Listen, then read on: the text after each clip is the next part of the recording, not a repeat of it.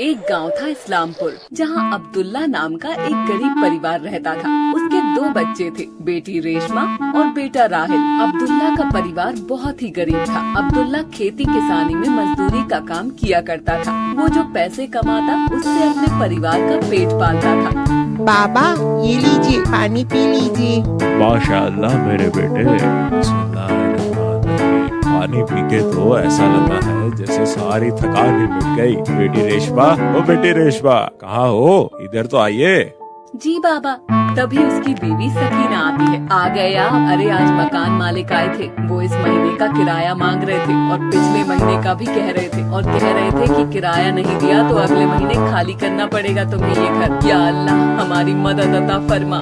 ठीक है, मैं कल अपने मालिक से बोलता हूँ, वो कुछ न कुछ इंतजाम जरूर कर देंगे।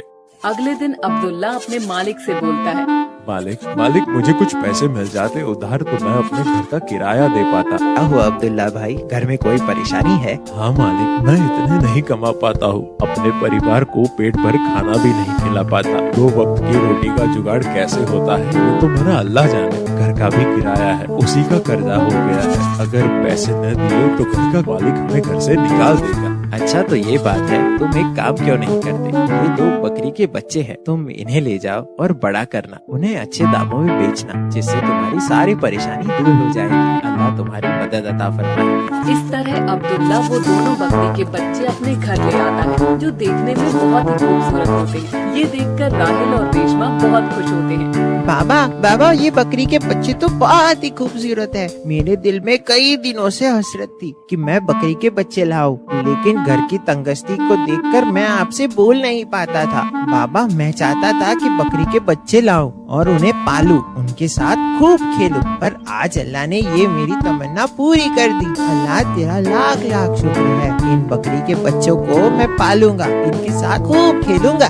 ठीक है बेटा, इनकी तुम्हें ही खिदमत करनी है, शायद ये हमारी किस्मत बदल दे। राहिल उन दोनों बकरी के बच्चों को जंगल ले जाता है और उन्हें हरे पत्ते खिलाता है। बाबा कहाँ हो? बाबा क्या हुआ बेटा? बाबा मैं इन दोनों में से एक का नाम रखूंगा बादल और एक का नाम बादशाह, ठीक है ना बाबा? बेटा जैसी तुम्हारी मर्जी, अब ये तुम्हारी अमानत है और तुम्हारा खिलौना भी, इनका अच्छे से ध्यान रखना। ठीक है बाबा, मैं इनका अच्छे से ख्याल रखूंगा। राहिल उन दोनों बकरी के बच्चों के साथ खूब खेलता। वक्त कैसे पंख लगाकर उड़ जाता है पता ही नहीं चलता। वो अब दोनों बकरे बड़े हो गए थे। अम्मी जान आप कहाँ हो? आइए ना यहाँ। क्या हुआ बेटा? अम्मी जान, बादल और बादशाह ये दोनों तो बड़े हो गए, लेकिन मैं क्यों नहीं बड़ा हुआ? अम्मी जान बताइए ना। सकीना हंसते हुए अरे बेटा, जानवर जल्दी बड़े हो जाते हैं और इंसान के बच्चे जल्दी बड़े नहीं होते। तुम्हारे बाबा होते तो ऐसे में ये देखकर बहुत खुश होते कि उनके लाए हुए बकरे आज बड़े हो गए हैं और बहुत ही खूबसूरत हो गए हैं। अच्छा अम्मी जान, बादल और बादशाह को घुमाने के लिए ले जाता हूँ। ठीक है बेटा, जंगल में ज्यादा दूर नहीं जाना और उस टूटे हुए पुल की तरफ तो बिल्कुल भी मत जाना।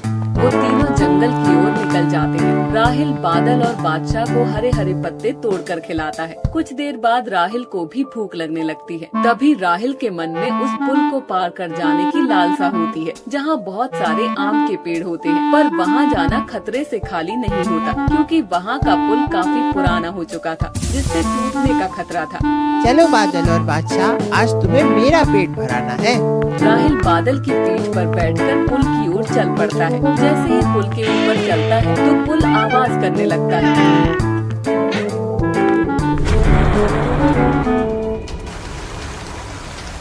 बादशाह ये अल्लाह, ये क्या हो गया? बादशाह मुझसे बिछड़ गया, अब मैं कैसे जीऊंगा?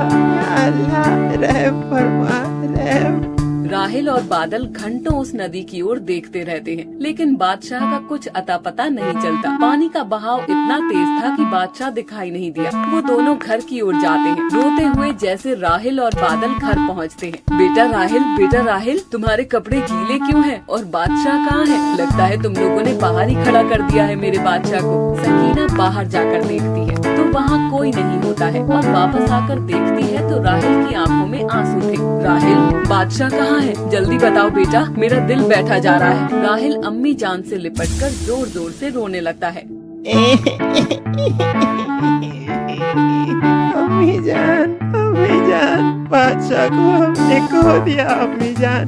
क्या कह रहे हो राहिल? ऐसा कैसे हो गया मेरे बेटे? वो तो तुम्हारे बाबा की निशानी थी, उसका तुमने कैसे ध्यान नहीं रखा? अम्मी जान, सारी गलती मेरी है। आपने मुझे उस पुल की तरफ जाने के लिए मना किया था। आपकी बात ना मानने की मुझे सजा मिली है। काश मैं मर गया होता। मेरी आंखों के सामने मेरा बादशाह नीचे गिर गया और मैं कुछ नहीं कर पाया। अम्मी जान, मुझे माफ कर दीजिए। मैं तुम्हारा गुनहगार हूँ और बाबा का भी। राहिल रोते हुए घर से बाहर निकल जाता है। आज तुम्हारा भाई बादशाह इस दुनिया से चला गया, हम तुम्हारे बिना नहीं रह सकते। या अल्लाह, मुझे सब्र अता फरमा। राहिल गमगीन रहने लगा। बादशाह की जुदाई ने राहिल को बिल्कुल ही तोड़ दिया। बादल और बादशाह के बिना तो मुझे कुछ भी अच्छा नहीं लग रहा है। ऐसा लग रहा है कि मैं भी उस नदी में बह क्यों नहीं गया। अब उनकी जुदाई मुझे अंदर ही अंदर खाई जा रही है।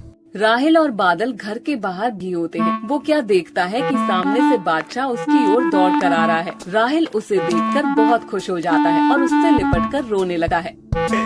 बादशाह तुम कहाँ चले गए थे मुझे छोड़कर? तुम्हारी जुदाई में मुझे जिंदा लाश बना दिया था। बादल नहीं होता तो शायद मैं भी इस दुनिया में नहीं होता। अम्मी जान, बाबा और बादल का ख्याल आ जाता है, बस इसीलिए मैं जिंदा हूँ। या अल्लाह, तेरा लाख लाख शुक्र है कि तुम जिंदा हो। इतने में सकीना बाहर आ जाती है। अम्मी जान देखो, बादशाह हमारे पास लौटकर वापस आ गया है। या अल्लाह, तेरा लाख लाख शुक्र है। या अल्लाह, तूने मेरी दुआ सुन ली। हमारा बादशाह हमारे पास लौटा दिया है। या अल्लाह, तेरा लाख लाख शुक्र है। वो चारों बहुत ही खुश होते हैं और अल्लाह से हाथ उठाकर दुआ करते हैं, अल्लाह हमारी किसी भी प्यारी चीज को हमसे जुदा ना करे। और एक बार फिर उनका परिवार पूरा हो जाता है। कुछ दिन बाद बकरा ईद का त्योहार नजदीक आ जाता है। बादल और बादशाह में से किसी एक को उन्हें बेचना था, लेकिन वो सोच नहीं पा रहे थे कि किसे बेचे। दोनों सबके दिलों की जान थी। एक दिन अब्दुल्ला दोनों बकरों को लेकर मंडी जाता है। राहिल उन दोनों बकरों को बेचने के लिए मना करता है, लेकिन घर के हालात इतने बिगड़ गए थे, अब्दुल्ला के सर पर बहुत सारा कर्जा हो चुका था। अब्दुल्ला दोनों बकरी को लेकर मंडी जाता। मंडी में अब्दुल्ला खड़ा होता, तभी एक शख्स आता। माशाअल्लाह, वल्लाह आपके दोनों बकरे बहुत ही खूबसूरत है। क्या आप इन्हें मुझे देंगे? नहीं, मैं सिर्फ दोनों में से एक को ही बेचूंगा। पर ऐसा क्यों भाई? मेरे सर पर कर्जा है, इसीलिए मुझे अपनी अजीज चीज को बेचना पड़ रहा है। ठीक है, फिर आप एक ही दे दो। खरीदार पैसे निकाल कर दे देता है और बकरे की रस्सी अपने हाथ में ले लेता है। जैसे ही वो रस्सी लेता है तो बादल अब्दुल्ला से लिपटकर रोने लगता है। ना मेरे बेटे, रोते नहीं। तेरी जुदाई भी मुझे तड़पाएगी। मुझे माफ कर दे बेटे, तेरी आज कीमत लगाई है। मैं तेरा गुनहगार बन गया हूँ। या अल्लाह, मुझे माफ कर दे। ये देखकर खरीदार की आंखें भी नम हो जाती हैं। अरे अब्दुल्ला भाई, आप दोनों की मोहब्बत देखकर मेरा भी दिल भर आया। आप इन बकरों को बेचना क्यों चाहते हैं? ये मेरे दिल के टुकड़े हैं। दिल के टुकड़ों को कोई बेचना नहीं चाहता, लेकिन कुछ मजबूरियाँ उन्हें घेर लेती है, तभी ये काम करना पड़ रहा है। घर के हालात भी ठीक नहीं है। मेरे सर पर घर का कर्ज हो चुका है, इसीलिए मुझे इन्हें बेचने के लिए लाना पड़ा। अब्दुल्ला भाई, ये लीजिए 50,000 रूपए मेरी तरफ से। आप अपना कर्ज उतार दीजिए। ये मेरी तरफ से है। इस बार मैं कुर्बानी नहीं दूंगा। मेरा सदका ही कबूल अता फरमाए अल्लाह। और वो तीनों खुश हो जाते हैं और घर के लिए आ जाते हैं। या मेरे अल्लाह, तू बहुत ही रहीम और करीम है। तू गरीबों की सुनने वाला है। इस तरह से अब्दुल्ला के सर से सारी उधारी उतर जाती है और बादल बादशाह भी नहीं बिकते। बेटा राहिल, बकरा ईद नजदीक आ गई है। हाँ अम्मी जान, मैं जानता हूँ आप मुझसे क्या कहना चाहते हो। ये पत्थर मैं अपने सीने पर जरूर रख लूँगा। मैं जानता हूँ मुझे अपनी प्यारी चीज अल्लाह को कुर्बान करनी है। माशाअल्लाह मेरे बेटे, तुम जैसा बेटा हर एक माँ को दे। घर के बाहर कसाई खड़ा होता है और आवाज देता है। पुत्र राहिल, बादल और बादशाह को ले आओ, अब अल्लाह के घर जाने का वक्त हो गया है। वो चारों मिलकर खूब रोने लगते हैं।